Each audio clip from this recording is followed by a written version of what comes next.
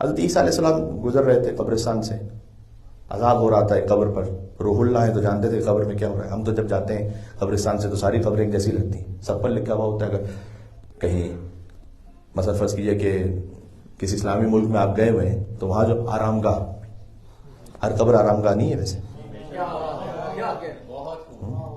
لیکن مسئلہ یہ ہے کہ وہ جو سٹون بنانے والا ہے اگر وہ آتش گاہ لکھ دے گا تو کون خریدے گا اس سے؟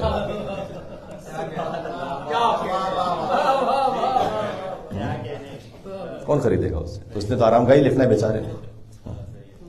ہاں، اللہ تعالیٰ ہم سب کی قبر کو آرام کی جگہ قرار دے بحق علی سے نبی طالب علیہ السلام انشاءاللہ. تو حضرت عیسیٰ علیہ السلام گزر رہے ہیں، انہیں معلوم ہے کہ کس قبر پر عذاب ہو رہا ہے. بہرحال گزر گئے، واپس کچھ دنوں بعد آئے تو دیکھا اس قبر پر عذاب نہیں ہو رہا تھا. تو حوارین نے پوچھا کہ کیوں عذاب نہیں ہو رہا؟ کہ نہیں معلوم، اللہ سے پوچھتا پروردگار اب اس قبر پر عذاب کیوں نہیں ہو رہا؟ کہ اس لیے کہ اسے ہم نے ایک بیٹا دیا ہے، دو کام کر رہا ہے وہ، آوا یتیمن و اصلح طریقا، ایک یتیم کو پال رہا ہے اور ایک راستے کو اس نے ٹھیک کر دیا تھا تاکہ لوگ آسانی سے گزر جائیں.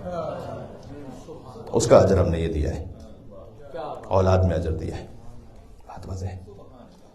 تو آپ جانتے ہیں کہ حضور مکرم نے فرمایا ہے کہ جو کسی یتیم کو پالے، ایک یتیم کو، اللہ اس کو یہ اجر دے گا کہ میں اور وہ قیامت میں سے ہوں گے.